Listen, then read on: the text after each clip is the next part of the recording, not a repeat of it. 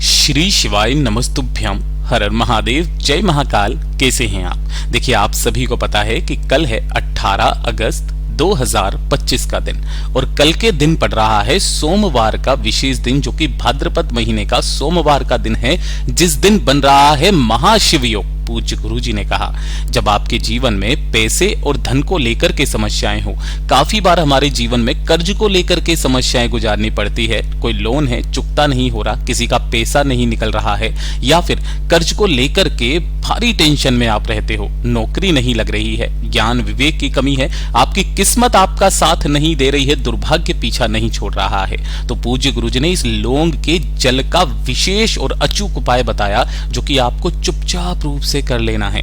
गुरुदेव ने कहा, बस एक बार इस उपाय को कीजिएगा, इसका फल आपको 24 घंटे के अंदर अंदर प्राप्त होता है। पूज्य गुरुजी की कथा से सुन करके और समझ करके पूरे उपाय को बहुत ही आसान भाषा में आप सभी लोगों को बताऊंगा, परंतु उससे पहले आप सबसे बस एक छोटी सी प्रार्थना करूंगा कि जो लोग पहली बार आए हैं, चैनल को सब्सक्राइब जरूर कीजिएगा और वीडियो को लाइक करके देवादिदेव महादेव का कोई सा भी प्यारा नाम कमेंट बॉक्स में लिखना मत भूलिएगा। इस पूरे वीडियो में हम 3 महा उपायों के बारे में बात करेंगे, जो कि आपकी अलग अलग कामना पूर्ति के लिए सिद्ध होंगे, तो आप सभी को ध्यान से सुनना है और समझने की कोशिश करना है। सबसे पहले बात करते हैं हमारे पहले वाले उपाय ना, और इस वाले उपाय को पूज्य गुरुजी ने 2 तरीके से करने के लिए कहा, वो भी चीज ध्यान से सुनना। कैसे कैसे करके करना है, जीवन में आपके समस्याएं किस तरीके की होती है। देखिए, अगर आप कभी गलती से भी किसी अटकलियों में फंसे हुए हो, है ना, किसी केस में फंसे हुए हो, किसी भी चीज में आप ऐसे फंसे हुए हो जिसमें से निकलने का कोई रास्ता नजर नहीं आ रहा है, आपके जीवन में समस्या पे समस्या आती चली जा रही है, खत्म ही नहीं हो रही है, एक खत्म होती है दूसरी आ जाती है, दूसरी खत्म होती है तीसरी आ जाती है।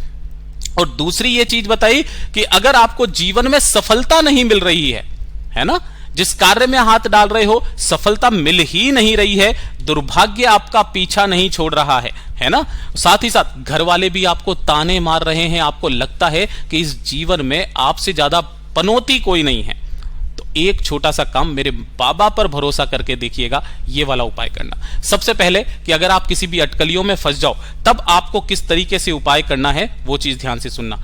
1 लोटा शुद्ध जल आपको अपने घर का लेना है तांबे के कलश में, ठीक है।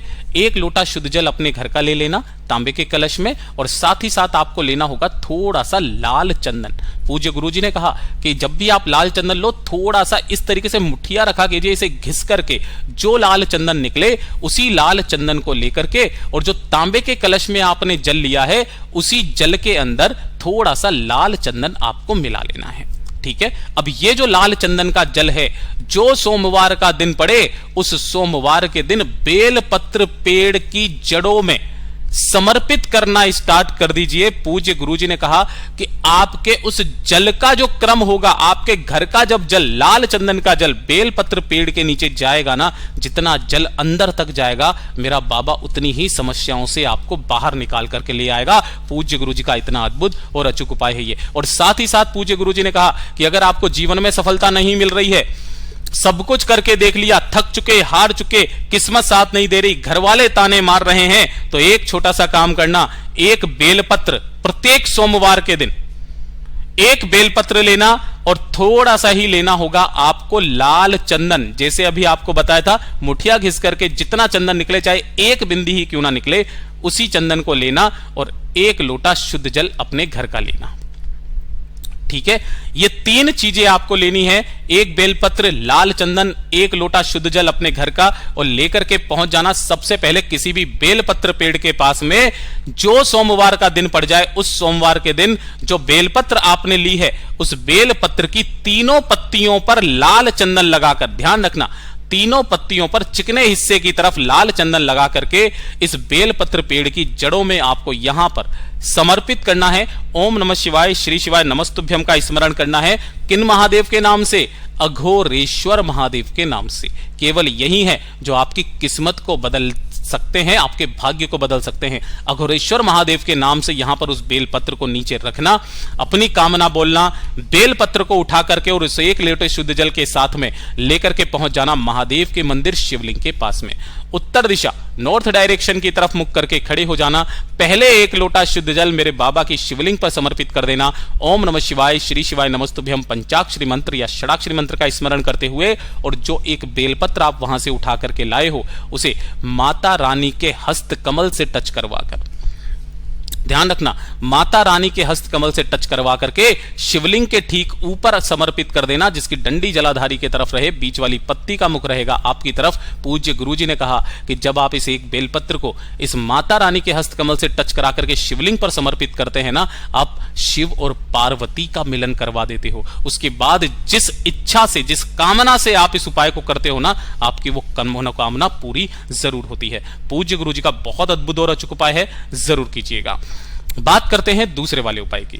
दूसरा वाला उपाय किन भाई बहनों को करना है वो चीज ध्यान से सुनिएगा, और ये सबसे ज्यादा खास उपाय होने वाला है आप सभी लोगों के लिए कि अगर आपकी कोई परीक्षा है, काफी समय से आप परीक्षा दे रहे हो, 1 से 2 अटेम्प्ट दे दिए, पास हो ही नहीं रही है, किसी नौकरी का कोई इंटरव्यू आ गया, नौकरी का इंटरव्यू आपका क्लियर नहीं हो रहा है ना, किसी भी कार्य की सफलता के लिए, है ना, जब भी आप उस कार्य के लिए जाएं तो उससे पहले पड़ने वाला जो सोमवार हो, जिस भी कार्य के लिए जा रहे हो उससे पहले पड़ने वाला जो सोमवार हो, उस सोमवार के दिन आपको यह उपाय करना है ना। फिर चाहे वो आषाढ़ मास का हो, श्रावण का हो, चाहे किसी भी मास का हो, आपको क्या करना है, आपको लेने हैं 5 शमी के पत्ते। कहां से तोड़ोगे, इस जगह से तोड़ना, पूरा गोले में बनाया, ये 1 शमी का पत्ता है।